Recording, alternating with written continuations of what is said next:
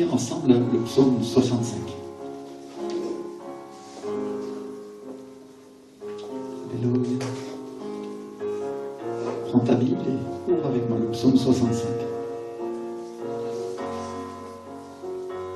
Au chef des chantres, psaume de David, cantique. Avec confiance, ô Dieu, on te louera dans Sion. Dis avec moi, on te louera. Et on accomplira les vœux qu'on t'a fait. Ô toi qui écoutes la prière, tous les hommes viendront à toi. Les iniquités m'accablent, tu pardonneras nos transgressions. Heureux celui que tu choisis et que tu admets dans ta présence, pour qu'il habite dans tes parvis. Nous nous rassasierons du bonheur de ta maison, de la sainteté de ton temple. Dans ta bonté, tu nous exauces par des prodiges. Dieu de notre salut, espoir de toutes les extrémités lointaines de la terre et de la mer. Il a fermé les montagnes par sa force. Il est saint de puissance. Dis avec moi, saint de puissance. Alléluia. Il apaise le mugissement des mers, le mugissement de leurs flots et le tumulte des peuples. Ceux qui habitent aux extrémités du monde s'effrayent de tes prodiges. Tu remplis d'allégresse l'Orient et l'Occident. Tu visites la terre et tu lui donnes l'abondance. Dis avec moi, l'abondance. Tu la combles de richesse. Amen. Le ruisseau de Dieu est plein d'eau. Tu prépares le blé quand tu la fertilises ainsi, en arrosant ses sillons, en aplanissant ses mottes, tu la détrempes par des pluies, tu bénis son germe, tu couronnes l'année de tes biens, et tes pas versent l'abondance, les plaines du désert sont abreuvées, et les collines sont ceintes d'allégresse, les pâturages se couvrent de brebis, et les vallées se revêtent de froment, les cris de joie et les chants retentissent. Alléluia. Quand David dit, tu visites la terre et tu lui donnes l'abondance, tu la combles de richesse et le ruisseau de Dieu est plein d'eau. En espagnol, la Bible Reina Valera nous traduit, tu visites la terre et tu l'arroses, tu l'enrichis de grande manière avec le fleuve de Dieu rempli d'eau. Dis avec moi le fleuve de Dieu. Amen. Et qui c'est le fleuve de Dieu, mon frère, ma soeur? C'est le Saint-Esprit, n'est-ce pas? Alléluia. Et le fleuve, le ruisseau, le torrent de Dieu, c'est un type de l'esprit. Dis avec moi un type. Amen. Amen. Et donc David, il nous parle d'un moment où la visite de Dieu, la visite du Saint-Esprit apporte sur la terre l'abondance et les richesses. Amen. Alléluia. Alors déjà peut se lever tout celui qui ne croit pas en la prospérité, parce que la Bible dit exactement richesse, prospérité et abondance. Amen. Alléluia. C'est-à-dire c'est même pas un chrétien celui qui ne croit pas à ça. Alléluia. C'est juste un religieux et il peut aller mourir ailleurs parce que le Seigneur est vivant et il veut nous bénir. Amen. Et je crois que ça c'est une parole prophétique parce que Dieu veut changer et il ne veut pas d'une église religieuse. Il en a assez. Alléluia. Il veut la transformer et il veut que le peuple de Dieu soit capable d'atteindre ce pourquoi il a payé le prix à la croix. Amen. Qui est-ce qui dit gloire à Dieu pour cela? Amen. Merci Seigneur. Ce sont des paroles dures, ce sont des paroles difficiles à entendre, mais je crois que le Seigneur veut nous secouer aujourd'hui et nous dire maintenant, ça suffit, basta de la religion. Amen. Qu'est-ce qui dit gloire à Dieu? Basta de la religion. Alléluia. Ça suffit, parce que c'est avec cette religion tu n'obtiens rien, mon frère, ma soeur. La réalité, tu obtiens juste une petite icône qui t'amène et qui te fait confiance. Je suis sauvé, je vais aller au ciel un jour. Peut-être c'est vrai, mais peut-être c'est pas vrai du tout. Et le Seigneur aujourd'hui secoue quelques-uns et dit, mon frère, ma soeur, regarde-toi et regarde ce pourquoi tu es venu à moi. Alléluia, ce pourquoi j'ai payé pour toi, te dit le Seigneur. Alléluia, je crois qu'il y a une parole pour chacun qui vient de la part de Dieu aujourd'hui. Il y a un souffle de Dieu qui va se poser sur nous et Dieu nous amène des temps de transformation. Amen. Alléluia. Et vous savez ce qui se passe quand il y a de la transformation? Il y a des gens qui résistent toujours. Alléluia. Et vous savez ce qui se passe quand une personne résiste à Dieu? Qu'est-ce qu'elle dit, la parole de Dieu? Que celui qui a le cou raide, celui qui a la nuque raide, celui-là sera brisé rapidement et sans remède. C'est ce que dit la Bible. C'est pas ce que dit le pasteur Rémi. Hein. C'est pas que le pasteur Rémi se prend aujourd'hui pour un grand spirituel et il connaît la parole de Dieu. Non, non, ça c'est la Bible qui le dit clairement. Il sera brisé rapidement et sans remède. C'est-à-dire, il n'y aura pas de changement, de retour en arrière possible pour sa vie parce qu'il a refusé la grâce et la bénédiction de Dieu. Vous comprenez ce que j'essaye de dire? Alléluia. Et je crois qu'il y a un avertissement très fort de la part de l'Esprit aujourd'hui pour nous dire, c'est le temps du changement. Amen. Qu'est-ce qui dit gloire à Dieu pour le changement? Merci Seigneur. Alléluia. Donc on va faire les choses à la manière de Dieu, et c'est ça que nous sommes venus faire aujourd'hui. La manière de Dieu et pas la manière des hommes. Amen. Parce qu'il y en a qui sont confortables dans leur petite attitude religieuse, et disent, on a toujours fait comme ça, pasteur, pourquoi toi tu nous dis qu'on va faire autrement? Parce que le Seigneur veut faire autrement. Amen. Parce que dans les autres nations, Dieu fait autrement, parce que dans les autres nations, il y a des miracles, parce qu'il y a la puissance du Saint-Esprit qui tombe, parce que les chrétiens obtiennent les choses, alors qu'ici ils sont là, et ils louent Dieu, et après ils s'en vont le dimanche, et personne n'est converti, personne n'est changé. Non, non, non, ça suffit. Dis avec moi, stop. Basta, c'est terminé ça. Amen. On le jette aux orties et on s'approche de ce que le Seigneur veut pour nous. Amen. Alors on dit zut à la tiédeur et on va dire gloire à Dieu pour être riche dans la présence de Dieu. Amen. Riche de sa présence, riche de son onction et riche tout court s'il veut nous le donner. Gloire à Dieu. Amen. Merci Seigneur. Alléluia. Je vais dire parce que Rémi nous secoue aujourd'hui. Gloire à Dieu, on ne s'attendait pas à ça aujourd'hui. Moi non plus, je ne m'attendais pas à ça. Mais ce que le Seigneur fait à travers nous, mon frère, ma soeur, c'est toujours étonnant. Amen. Dis avec moi, étonnant. La Bible parle de Jésus comme étant une pierre de scandale pour les hommes. Alors si je te scandalise un petit peu, gloire à Dieu, ça veut dire que je suis un petit peu avec lui. Alors, amen, merci Seigneur. Ça me rassure, ça me tranquillise. Amen. Si je disais que des choses qui plaisent aux hommes et qui leur sont agréables, alors mon frère, ma soeur, je crois que ce serait mieux d'arrêter le ministère déjà premièrement. Alléluia. Merci Seigneur. Et donc le Seigneur, au travers de David, dans ce psaume, nous parle d'un moment où cette visite du Saint-Esprit amène abondance et richesse. Il y avait quoi? Abondance et richesse. Alléluia. C'est quoi l'abondance? Quand il ne manque rien. Amen. Il ne manque rien de l'esprit, il ne manque rien dans le matériel, il ne manque rien dans la famille, il ne manque rien dans notre travail. Tout est donné par Dieu. Alléluia. Abondance et richesse. Alléluia.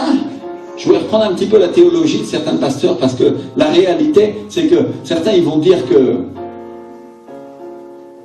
être saint, c'est être pauvre. Ou c'est ce qu'on nous a enseigné en France ici. En tout cas, moi je l'ai entendu très souvent, que la pauvreté, c'était un synonyme de sainteté. Et c'est pas vrai, enfin. C'est pas vrai, parce que quand tu es pauvre, tu es juste malheureux. C'est une réalité, non? Mais tu es juste triste parce que tu n'as pas ce que tu veux, et tu dis Dieu ne m'exauce pas, et Dieu ne veut pas me bénir. Alléluia. C'est-à-dire, être pauvre, c'est pas une bénédiction, non? Alléluia. Bon, certains, ils vont dire qu'ils ont de l'argent, mais ils ne sont pas bénis dans d'autres aspects. C'est pas une bénédiction pour eux non plus, non? La bénédiction, c'est avoir tout ce qui vient de la part de Dieu et savoir en profiter. Alléluia. Merci Seigneur. Et pourquoi je dis ça? Parce que certains pasteurs, ils auraient repris Salomon. Salomon ne saurait pas été un chrétien pour eux. Parce qu'il était tellement riche. Vous comprenez ce que j'essaye de dire? Ou le roi David ne saurait pas été un chrétien. Et parce qu'il avait tellement d'argent. Le fait que tu appartiennes à Dieu et que tu obéisses à ses commandements n'a pas à voir directement avec l'argent que tu as ou que tu n'as pas. Nous sommes tous égaux. Alléluia. Celui qui est pauvre et celui qui est riche. Ça a à voir avec ce que tu es prêt à accepter que Dieu fasse pour toi. C'est ça ta vraie richesse. Amen. Alléluia. Si tu es prêt à ce que Dieu te guérisse, alors tu es riche. Parce que tu crois en Dieu pour la guérison. Amen. Si tu es prêt à accepter que Dieu change et transforme ta vie, alors tu es riche parce que tu es prêt à accepter la bénédiction de Dieu pour ta vie. Amen. Qu'est-ce qu'il dit? Gloire à Dieu dans ces choses-là. Amen. Et ainsi de suite. Si tu es prêt à accepter la prospérité de la part de Dieu, alors tu es riche aussi parce que tu vas obtenir des bénédictions matérielles et des bénédictions spirituelles de la part de Dieu. Alléluia. Je ne parle pas de ceux qui abusent, je parle de ceux qui reçoivent de la part de Dieu ce qui vient du Seigneur. Amen. Alléluia. Alors qui je suis pour dire ça, c'est pas de Dieu ou ça, c'est pas du Seigneur pour moi? Imagine que moi je vais me donner un cadeau, mon frère, et je te dis je vais te donner un trésor. Et je te signe un chèque, c'est un exemple, hein, et toi tu dis, ah non, moi j'ai pas besoin de ce chèque. Imagine ce que Dieu dit, et comment Dieu te regarde quand tu dis à Dieu, non, j'ai pas besoin de cet argent que tu veux me donner, Seigneur. Comment Dieu va se sentir quand tes parents t'offrent un cadeau, pasteur? Alléluia. Si ton papa ou ta maman t'offre un cadeau et que tu leur refuses, ils vont se sentir comment? Ils vont être attristés, non? C'est exactement comme ça que se sent Dieu quand il voit des chrétiens qui ne veulent pas de la bénédiction, qui ne veulent pas des choses de l'esprit, qui ne veulent pas de l'abondance ou de la prospérité que Dieu a pour eux. Alléluia. Et le diable se frotte les mains parce qu'il dit ces chrétiens-là, ils vont arriver à rien. Pourquoi? Parce que, comme ça, je les tiens captifs. Comme ça, leur témoignage sera égal à 0. Il faut comprendre. Alléluia. Le mot utilisé dans ce passage, dans ce verset biblique, c'est le mot achar, qui est un mot hébreu qui veut dire causer l'enrichissement et prospérer. Dis avec moi, prospérer. Alléluia, qui cause l'enrichissement. Qu'est-ce qui se passe quand le Saint-Esprit nous visite? Qu'est-ce qui se passe quand le fleuve de Dieu déborde? Quand il est rempli d'eau? Nous sommes enrichis avec des richesses du ciel et des richesses de la terre. Alléluia. Qu'est-ce qu'il dit? Gloire à Dieu pour ça. C'est-à-dire, on prospère, l'Église prospère, elle s'agrandit, elle devient puissante, elle devient influente, elle augmente son influence. Alléluia. Et on veut quoi, mon frère, ma soeur? On veut que ce soit l'Église de Dieu qui soit influente sur la terre, ou on veut que ce soit les hommes avec leurs péchés et le diable? Parce que c'est ça le choix en réalité. Ou c'est Dieu qui nous prospère et nous bénissons et nous devenons influents, et on a une station de télévision, on a une radio et on peut prêcher l'évangile à tout le monde et les gens voient ça, ou alors on est mort. C'est ça qu'il s'agit aujourd'hui. Alléluia.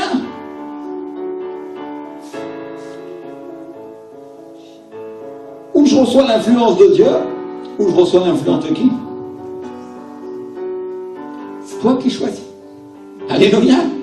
C'est un choix. Amen. Dis avec moi, je choisis ce qui vient de Dieu. Alléluia. Merci Seigneur. Alléluia.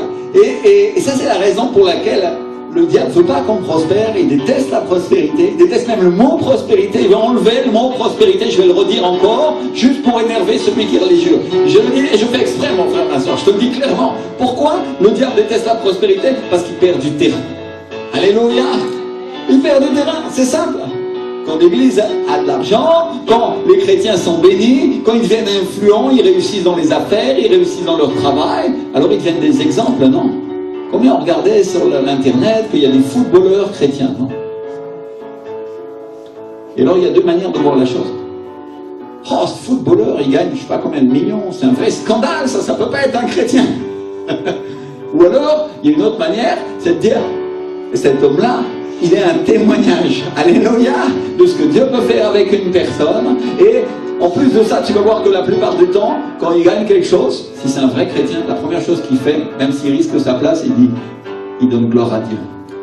Alléluia, vous comprenez?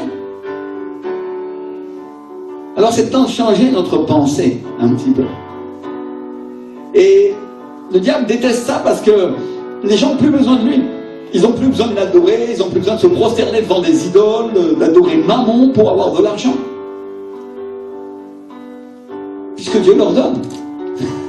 Vous comprenez? Alors, non seulement cet argent change de main, mais il devient utilisé pour faire le bien, il est utilisé pour honorer Dieu plutôt que pour faire le mal. Alléluia! Vous comprenez ce que j'essaye de dire? Dis avec moi, c'est le temps de changer. C'est le temps de faire tomber les concepts anciens. Il y a quelques années, Dieu a créé un renouvellement dans le monde chrétien. Dans les années 70. Dans certains pays, l'Église était devenue très traditionnelle, s'était endormie, et elle ne croyait plus à la guérison. Pourtant, c'est de Dieu. Et les gens luttaient contre la guérison divine d'une manière impressionnante. Évidemment, les gens étaient malades, puisqu'ils refusaient la bénédiction de Dieu. Vous comprenez ce que j'essaie de dire? Et Dieu a créé un mouvement où des prédicateurs, des hommes et des femmes de Dieu, oints par le Saint-Esprit, ont commencé à prier et les gens ont été guéris. Alléluia. Et Dieu a commencé à changer la pensée des gens dans l'Église et à la transformer. Et aujourd'hui, c'est rare de trouver une Église où les gens ne croient pas que Dieu guérit. Parce que c'est écrit dans la parole. Alléluia. Mais il y a encore un domaine dans lequel Dieu n'a pas changé les choses, c'est les finances. Dis avec moi les finances. L'argent. Parce que en France, beaucoup... D'abord, c'est pas bien de parler d'argent en France. Il ne faut pas parler d'argent. Celui qui est riche, c'est forcément un méchant. Non, il faut changer ça, mon frère. Tous les riches ne sont pas forcément méchants. C'est pas forcément vrai. Il y en a oui, et d'autres non. Alléluia. Et donc, il faut changer notre mentalité et comprendre que la richesse doit être utilisée pour Dieu. Amen. Gloire à Dieu. Sinon, on exclut Salomon de l'église, il va être, comment on appelle ça? Excommunié, non? Et David, alors tu vas devoir arracher toutes les pages de ta Bible, parce que dans la parole de Dieu, Dieu parle de la richesse et de l'enrichissement de ses enfants. Amen. Et donc les gens vont plus adorer l'argent, mais ils vont commencer à adorer Dieu. Dis avec moi, adorer Dieu. Pourquoi? Parce qu'ils savent que Dieu pourvoit. Et donc je proclame aujourd'hui un changement sur la terre de France. Je proclame aujourd'hui un changement sur notre nation, un changement dans l'Église, à propos des richesses. Dis avec moi, à propos des richesses. À propos de la répartition des richesses. Alléluia. Mes frères et sœurs, il y a un mouvement socialiste en France qui consiste à dire que tout le monde doit avoir le même argent, n'est-ce pas? Et beaucoup de chrétiens ont commencé à voter pour ces socialistes parce qu'ils les ont trouvés gentils et bons. Je ne suis pas en train de te dire ce que tu vas voter tout à l'heure. Peut-être tu as voté avant de venir. Ce n'est pas la question. Mais ils ont trouvé qu'ils avaient une apparence de bien, non? Et la réalité, c'est que le pays s'est appauvri d'une manière absolument terrible. Et c'est catastrophique. Vous comprenez ce que j'essaye de dire? Dieu n'est pas socialiste. Dieu n'est pas communiste, il n'est pas de droite, il n'est de gauche, ni de droite, ni dans aucun autre endroit, non. Mais Dieu est surnaturel. Amen. Alléluia. Dieu ne croit pas que ton voisin ou ta voisine va aller mieux parce que tu lui donnes une partie de ton argent. Non. Dieu croit que tu vas aller mieux parce que tu donnes une partie de ton argent à Dieu et que Dieu t'en donne beaucoup en retour et qu'avec ça tu peux faire le monde à ton frère et le bénir lui aussi. Alléluia. Vous comprenez? Ce n'est pas le même processus. Et pourquoi je parle de ça aujourd'hui? Je n'avais pas prévu de parler de ça, mais le Saint-Esprit m'amène à parler de ça. Parce que c'est quelque chose qui est dans notre inconscient collectif, dans lequel nous avons tous commencé à l'appliquer à Dieu et à penser que finalement c'était bien que tout le monde ait à peu près la même chose et que ce soit l'égalité des parts. Mais Dieu, est-ce que Dieu donne l'égalité des parts? C'est pas biblique, non? Vous êtes d'accord? Dieu donne à chacun selon ce qu'il veut. Selon ce qu'il désire. Il dit qu'il te soit fait selon ta foi. Si tu as une petite foi, tu auras un petit salaire de la part de Dieu. Tu as une grande foi, pasteur, tu auras un gros salaire. Alléluia, vous comprenez? Amen. Parce que ce dont nous sommes rémunérés dans le royaume de Dieu, c'est par la foi. Amen. Et Dieu nous a donné un nom prophétique ici, on s'appelle le centre de vie de quoi? De la foi. C'est-à-dire que notre foi doit vivre dans toutes les choses qui appartiennent à Dieu. Amen. Elle doit être vivante. Alléluia. J'aime particulièrement la traduction Reina Valera parce qu'au verset 11 elle dit: tu couronnes l'année de tes biens et tes nuées distillent la graisse. Dis avec moi la graisse. Alléluia. Le mot utilisé pour graisse, c'est le mot dézen, qui est un mot hébreu qui veut dire gras, abondance, huile et graisse. Alléluia. Et la graisse et l'huile, c'est quoi, mon frère, ma soeur? C'est l'onction. Alléluia. Et l'huile, c'est un type de la présence du Saint-Esprit. Dis avec moi un type. Amen. Alors quand tu lis ça, quand tu lis ce verset, tu peux lire: les nuées distillent la graisse, les nuées, ta nuée, Seigneur, distille l'onction. Amen. Alléluia. Et la nuée, c'est aussi un type de l'Esprit. Alors qu'est-ce qui se passe quand le Saint-Esprit visite la terre? Qu'est-ce qui se passe quand le fleuve de Dieu déborde? La nuée distille l'onction. Dis avec moi l'onction. Alléluia. L'onction se met à couler sur l'église. Elle fait couler l'huile. Et comme la rosée, nous sommes arrosés. Et il y a des gouttes d'eau absolument partout. Alléluia. Tout est mouillé et tout est oint. Dis avec moi oint.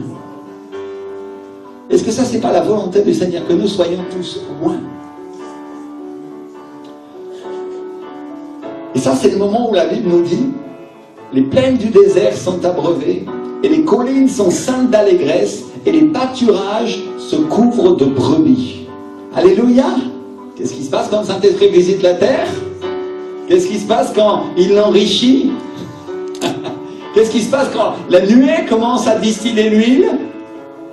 Qu'est-ce qui se passe quand l'onction commence à couler?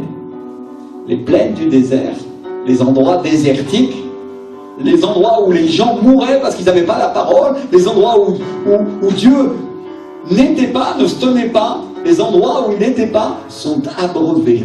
Alléluia! Je ne dis pas qu'il n'était pas vraiment physiquement parce qu'il est partout, mais sa présence ne s'y manifestait pas. On va dire comme ça. Alléluia! Et donc ces endroits-là sont abreuvés, directement abreuvés. Et la Bible nous dit ensuite que les collines sont saintes d'allégresse, qu'elles sont dans la joie de l'esprit. Alléluia! Il y a un changement. Et les pâturages se couvrent de quoi? De brebis. Amen. Alléluia. Et c'est ça que je suis venu vous dire, mes frères et sœurs, ce matin, c'est quand l'onction est là, quand le Saint-Esprit est là, il y a une croissance et il y a une multiplication des brebis. Amen. Alléluia. Pourquoi? Parce que les pâturages, ils vont commencer à se couvrir, ils s'habillent littéralement de brebis. Alléluia. Et pourquoi je vais dire il s'habille? Pourquoi je dis il se couvre? Parce que le mot utilisé en hébreu dans ce verset, c'est le mot labash. Et c'est un mot qui veut dire envelopper, et qui est utilisé par les Hébreux pour dire s'habiller et se vêtir. C'est-à-dire les pâturages se couvrent, les pâturages s'habillent de brebis, labash. Alléluia. Amen.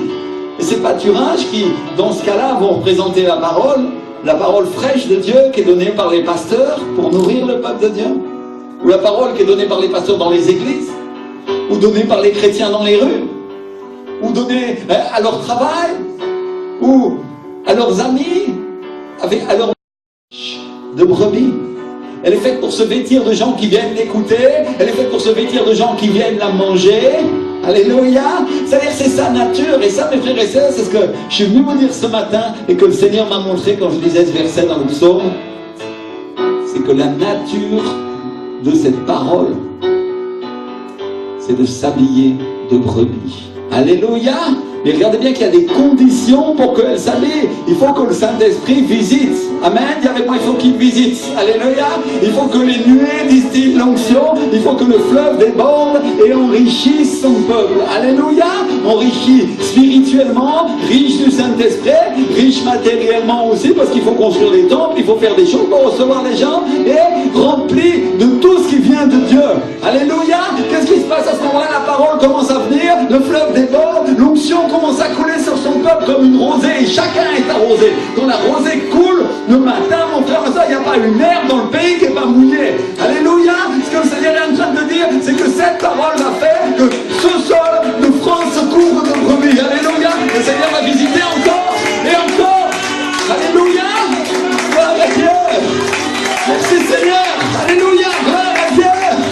Et ça, mon frère, ma soeur, ça, mon frère, ma soeur, ça c'est la nature de cette herbe, c'est la nature de cette parole. Une herbe fraîche qui attire les brebis, une herbe délicieuse, succulente, qu'elles viennent manger et qui nourrit vraiment. Alléluia. Dis avec moi, elle nourrit vraiment. Merci Seigneur. Alléluia.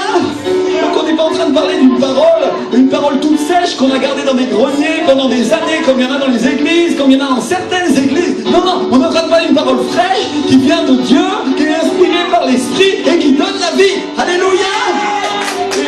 Amen. Gloire à Dieu. Wow. Et on parle d'une parole qui nous nourrit et qui nous rafraîchit en même temps. Pourquoi? Parce qu'elle est remplie d'eau, elle est remplie de l'Esprit. Alléluia. Une parole qui déborde, une parole qui fait que le peuple de Dieu commence à monter et à glorifier son nom et à dire Seigneur Jésus, ta terre m'appartient, tu m'as donné. Alléluia. Gloire à Dieu. Alléluia. Aïe, gloire à Dieu. Une présence du Saint-Esprit tout à fait spéciale aujourd'hui, mes frères et sœurs. Alléluia. Et donc cette parole-là, c'est pas la parole sèche de certains pasteurs et vieilles qui, comme le foin a séché depuis des années, qui a été gardée et qui tombe en poussière parce qu'elle a plus d'eau. Non, non. Parce qu'elle a plus l'esprit. Parce qu'au fur et à mesure qu'elle a été gardée, répétée par des hommes qui n'avaient plus l'esprit, elle est devenue complètement sèche. Elle n'avait plus de vitamines, elle n'avait plus d'eau. Et ça fait que les brebis qui se trouvent dans des églises comme ça sont en mauvaise santé, mon frère, ma soeur. Tu sais, on parle d'église avec le scorbut. Le scorbut, c'est une maladie qu'on attrapait les marins sur les bateaux parce qu'ils ne consommaient plus rien de frais. Plus de fruits et légumes frais. Et le scorbut, c'est une maladie qui est due au manque de vitamine C. et qui crée des hémorragies et qui crée une fatigue et un délitement des tissus de ton organisme. Imagine-toi, tu pourris littéralement de l'intérieur. C'est ça qui arrivait aux marins à l'époque de Christophe Colomb, où ils partaient pendant des mois et ils ne voyaient pas un fruit avant d'arriver dans les îles. Mon frère, ma soeur, ils avaient les lèvres qui commençaient à saigner.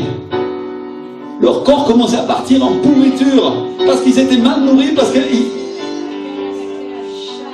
Et si tu veux une explication plus scientifique, tu vas trouver que c'est l'action antioxydante de la vitamine C sur les tissus qui fait que le collagène, il n'arrive plus à se maintenir, il commence à se déliter, il commence à pourrir.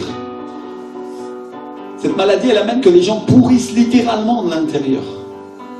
Et beaucoup de naufrages sont liés au scorbut parce que les marins, ils n'avaient plus la force de manœuvrer le navire. N'oubliez pas que les navires, à l'époque, c'était des navires à voile et c'était très physique, il fallait monter les choses, les mâts, la mer, et ça bougeait. Et quand ils étaient malades comme ça, mon frère, ma soeur,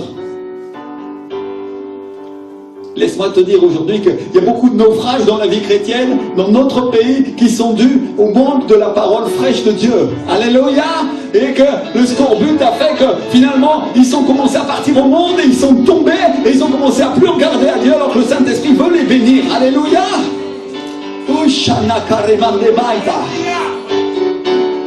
Et donc on parle d'églises qui ont des maladies spirituelles parce que les gens qui y étaient ne recevaient plus rien de frais de la part du Seigneur. Plus de parole directe de Dieu, plus de vision, plus de parole prophétique, plus de révélation. Et ça fait que ça se transforme en religion. Parce qu'il n'y a plus l'esprit. Je me fais comprendre, mon frère, ma soeur? Toi, si tu ne me crois pas, regarde ce que dit la Bible dans le livre des Proverbes.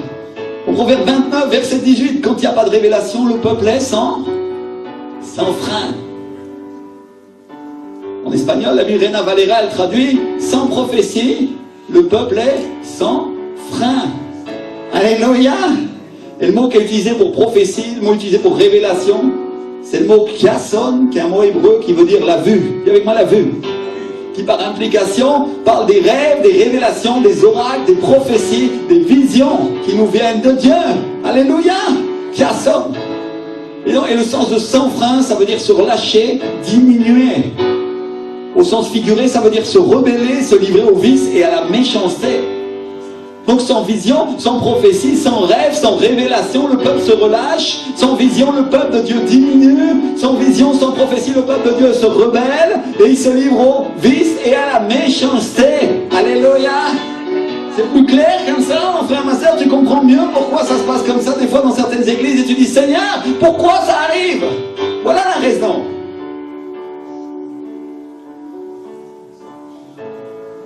Alors celui qui veut la religion, je voudrais parler à celui qui veut la religion. Peut-être, tu regardes cette vidéo en ce moment et tu es en train de dire, pasteur, qu'est-ce que tu es en train de dire? C'est vrai que tu es très animé, tu parles de choses comme ça très fort, mais nous, ça fait des années. Et mon frère, ma soeur, c'est ça que tu veux? Que l'église meure? Tu veux qu'elle soit sans force? Tu veux qu'elle se délite? Tu veux qu'elle soit pourrie de l'intérieur? Tu veux qu'elle soit comme ça, et ça a été pendant des années, et que le peuple de Dieu se livre au vice? Parce que c'est ce qui s'est passé. Et le Seigneur te dit aujourd'hui, change et transforme ta vision. Écoute la parole de Dieu, sois rempli du Saint-Esprit, et tu verras ma face, te dit le Seigneur. Alléluia! Est-ce qu'il nous gloire à Dieu pour ça? Merci Seigneur. Alléluia! Et c'est un appel de l'Esprit du Seigneur en France pour le changement, pour une transformation, pour un peuple qui marche dans la vision et qui marche en écoutant les prophéties de la parole de Dieu. Alléluia! Des paroles fraîches. Parce que le peuple de Dieu a rejeté les choses de l'esprit et la réalité, c'est qu'il est mort depuis des années. Parce que c'est lui qui donne la vie. Le Saint-Esprit, c'est lui qui donne la vie. Il est l'esprit de vie. S'il n'est pas dans la parole que tu reçois, mon frère, ma soeur, oublie, tu vas mourir. Mais s'il est là, tu peux avoir tout perdu. Tu peux avoir perdu jusqu'à ta famille, jusqu'à ta carrière et ta vie chrétienne. Mais si l'Esprit du Seigneur est avec toi, oh, tu vas tout récupérer. Alléluia! Tu vas tout récupérer si l'Esprit du Seigneur vit dans ta vie. Si tu commences à manger de la bonne nourriture et que tu es transformé par l'Esprit, alors qu'est-ce qui va se passer? Toi aussi, tu vas être loin. Merci Seigneur. Alléluia. Et je voudrais bien me faire comprendre, mes frères et sœurs, parce que la Bible nous dit que Jésus est le même hier, aujourd'hui et éternellement. Et sa parole l'est aussi. Et elle a toujours le même pouvoir des milliers et des milliers d'années après. Mais sans le Saint-Esprit, la parole sèche, et elle est plus vivante, et elle donne plus la vie. Et c'est de ça que je parle aujourd'hui.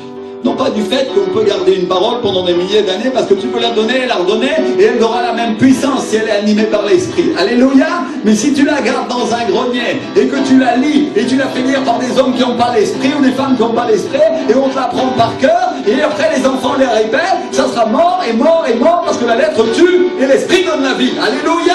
Me fais comprendre aujourd'hui. Merci Seigneur. Oh, Kabayasa. Alléluia. Et donc c'est de ça qu'on parle aujourd'hui, d'une parole qui donne la vie, d'une parole remplie du Saint-Esprit qui a le pouvoir d'attirer, qui a le pouvoir de faire que les prés, qui a le pouvoir de faire que les pâturages se couvrent de brebis. Amen. Alléluia. Elle a le pouvoir faire qu'il s'habille la vache, littéralement d'elle. Et donc David nous parle d'un réveil, il nous parle d'un moment où le Saint-Esprit visite la terre, il nous parle de la joie, il nous parle d'une inondation d'eau de la parole, une inondation de l'eau de l'Esprit qui coule sur la terre et qui la rend fertile. Dis avec moi fertile. Alléluia, la terre de France va être fertile pour l'évangile. Elle va être fertile pour les choses de Dieu. Les gens vont commencer à croire à Dieu et à avancer avec lui. Alléluia, transformation, changement et bénédiction. Amen. Alléluia, c'est ce que je prophétise aujourd'hui. Aujourd'hui, mon frère, ma soeur, c'est un jour d'élection et la terre de France appartient à Jésus. Alléluia, c'est ce que nous décrétons, c'est ce que nous déclarons comme peuple de Dieu. Peu importe qui sortira vainqueur, peu importe, parce que la réalité, c'est que ceux qui ont vraiment le pouvoir sont les fils et les filles de Dieu. Alléluia.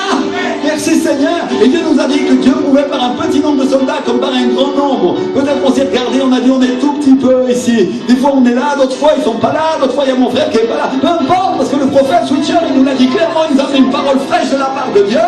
Et cet homme, mon frère, ma soeur, c'est un homme que quand il a prophétisé le réveil en Colombie, c'est arrivé. C'est un homme quand il arrive et il donne une parole de la part de Dieu, elle s'accomplit. Des années ou des années après, mais elle s'accomplit, mon frère, ma soeur. Alléluia. Et il nous a dit que Dieu était avec nous. Et il nous a dit brandissez bien fort la torche du réveil. Alléluia.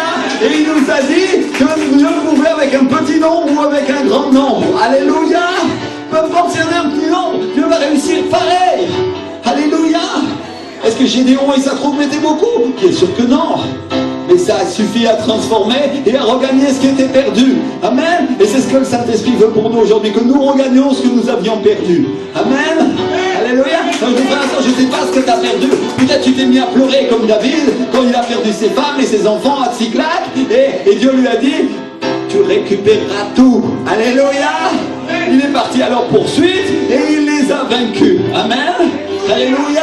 Il n'est pas resté à pleurer pendant des années, il n'est pas resté couché à pleurer sur son sort et à dire oh, ma vie chrétienne est finie, j'étais appelé à être loin de l'Éternel, j'étais appelé à être le roi d'Israël et maintenant j'ai tout perdu, même mes femmes.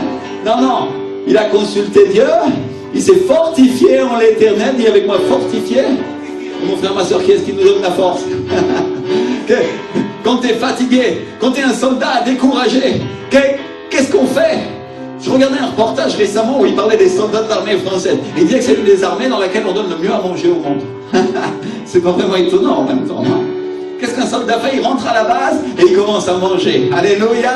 Mon frère, ma soeur, si tu as perdu des choses, si tu es éloigné et que tu as perdu des choses, laisse-moi te dire aujourd'hui, reviens à la maison et commence à manger cette parole fraîche qui a le pouvoir de vêtir les prés. Alléluia! Qui a le pouvoir de donner la force au peuple de Dieu pour que les prés se couvrent de brebis. Merci Seigneur! Parce qu'avec ces vitamines nouvelles de la part du Seigneur, tu vas faire des exploits et tu vas récupérer tout ce que l'ennemi t'a volé. Alléluia! Un peu contre 1000 et 2 peuvent contre combien? 10 000. Amen! Merci Seigneur! Ça, c'est les mâles célestes. Ici, on est bien plus que 2 ou 3. Amen. Alléluia. Il y en a qui sont en train de nous rejoindre. L'église est en train de se remplir petit à petit. Alléluia. Mais aujourd'hui, le Saint-Esprit vous dit, peuple de Dieu, je suis avec vous. Écoutez la parole de l'Éternel, car le changement vient dans ce pays, vous dit le Seigneur. Alléluia. Il y a une transformation. Toute l'église prie, lève-toi et commence à adorer. Lève-toi et commence à dire Seigneur, merci pour cette transformation. Merci pour ce feu du Saint-Esprit qui vient.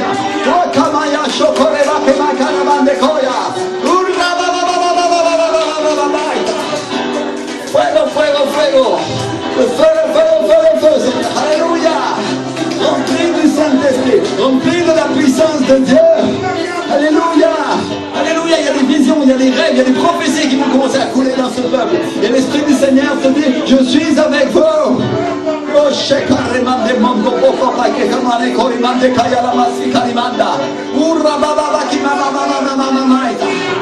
Alléluia, toute l'église, toute l'église, toute l'église, toute l'église. Alléluia. Alléluia. Dans la nuée distille l'onction, dans la présence du Saint-Esprit, transforme la terre au point que le peuple de Dieu est enrichi, au point qu'il est loin que la rosée l'arrose. Alléluia. Au point que la liberté vienne sur cette maison. Alors le diable est vaincu et il s'enfuit en courant. Oh, prophétise, prophétise, prophétise. Je suis sur une terre bénie. J'appartiens à l'Éternel. Alléluia. Aucune armée de l'ennemi qui peut m'en arracher. Parce que Dieu me l'a donné en héritage, il m'appartient. Alléluia.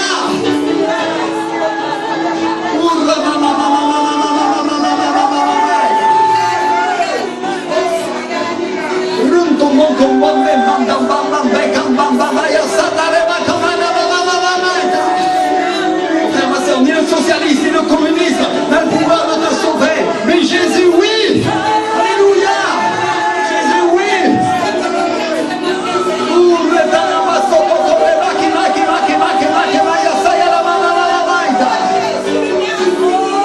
Et pendant que tous les regards des hommes se tournent vers les hommes et les femmes politiques pour dire qu'est-ce qui va advenir de mon pays, nous nous tournons vers Dieu qui nous envoie le réveil. Alléluia. Alléluia. On s'est prié, dis-lui, moi, Saint-Esprit, moi, Seigneur, moi, mon Dieu, moi, Jésus. Oh,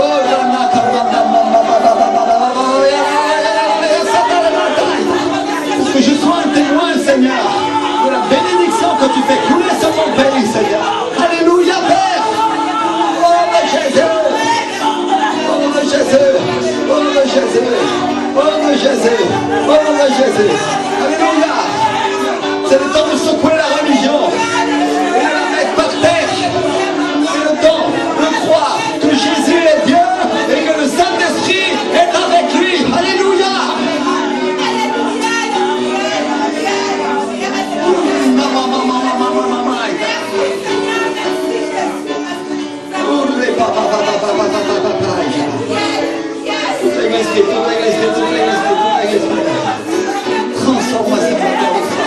Transformation de ce pays, changement,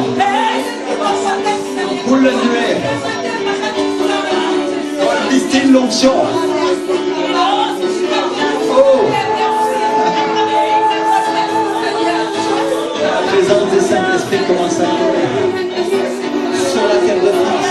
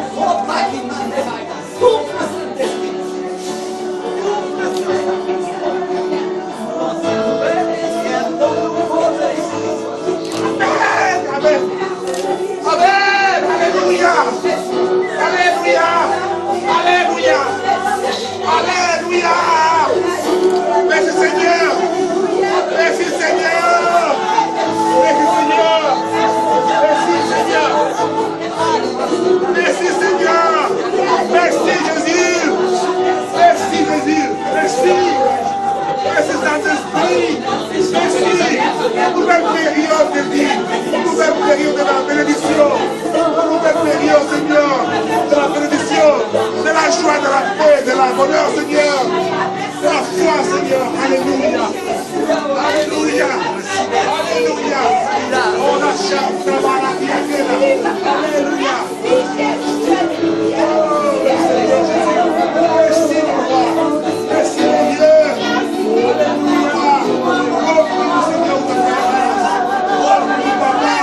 Dieu.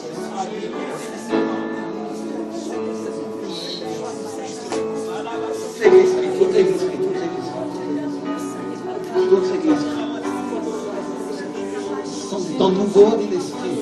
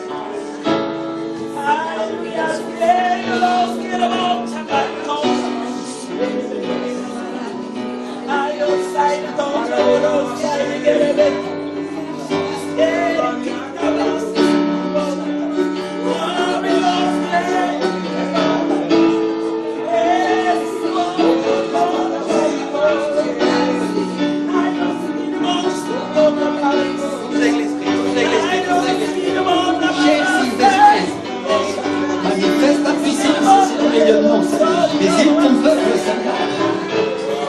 Pour qu'il sache avancer. Tu es celui qui restaure. Tu es celui qui restaure. Tu es celui qui renouvelle. Tu es celui qui transforme, Jésus. Alléluia, Père. Oh Seigneur, nous t'exaltons.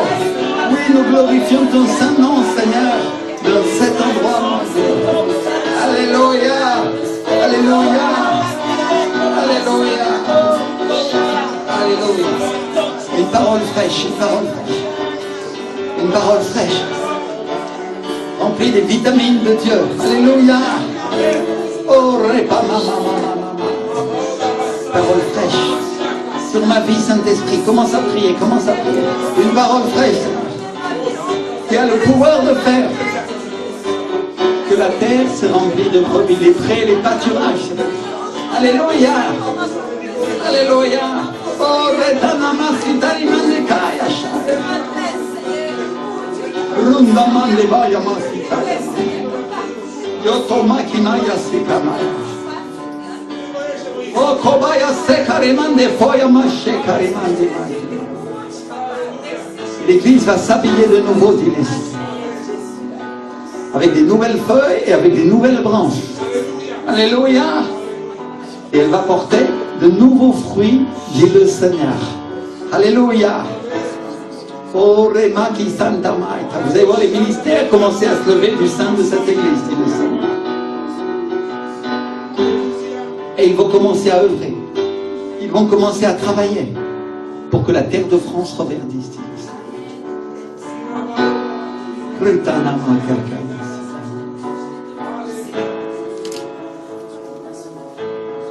Si le Seigneur dit, cette Église n'a pas une portée locale, mais une portée nationale, dit le Seigneur.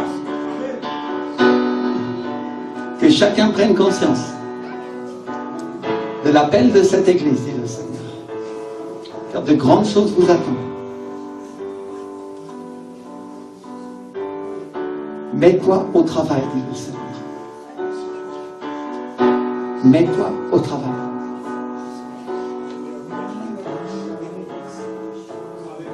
Oh, repaki maki maya.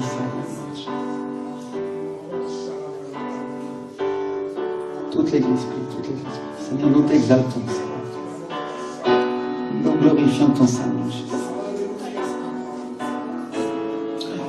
Oh, shetamaka miyanema sotoreba kimatika baba. Et que le feu, Seigneur, qu'a vu Moïse dans le buisson, Seigneur, soit toujours visible de moi, Saint-Esprit. Ton feu, Seigneur. Ton feu, Seigneur. Soit toujours visible à mes yeux, Seigneur. Pour que je puisse suivre la vision, Seigneur. Au nom de Jésus. Alléluia. Mes frères et sœurs, la Bible dit que Moïse s'est détourné pour voir quelle était cette grande vision. Et quand le Seigneur a vu qu'il se détournait pour voir, il l'a appelé du milieu du buisson. Et chacun d'entre nous sait que c'est la personne du Saint-Esprit, ce feu qui est dans le buisson. Alléluia. Mon frère, ma soeur, à partir du moment où tu vas te détourner pour voir quelle est la grande vision de l'Esprit de Dieu pour cette Église, l'Esprit du Seigneur va commencer à t'appeler du milieu du buisson. Et il va t'appeler par ton nom. Et quand tu vas t'approcher pour voir, alors tu vas te retrouver au travail, mon frère, ma soeur. Parce que ça, c'est la manière de Dieu. La manière des hommes, c'est que les hommes nomment et se mettent à organiser l'Église. Et la manière de Dieu, c'est que l'Esprit nous appelle du milieu du buisson. Alléluia. Oh, Oh, Rekankai. Je veux que tout le monde prie, commence à dire, Seigneur, fais-moi voir cette vision. Fais-moi voir cette vision. J'y participe moi aussi. Fais-moi voir cette vision, Seigneur. Fais-moi voir, mon Dieu, ce que tu as pour cette église, Seigneur, pour que moi aussi, Seigneur, je puisse y prendre ma place. Au nom de Jésus de Nazareth. Alléluia. Alléluia. Alléluia. Et chacun écoute l'appel du Saint-Esprit pour cette église. Oh, Retana Masi. Seigneur, nous t'exaltons et nous glorifions ton Saint-Nom, Jésus. Alléluia.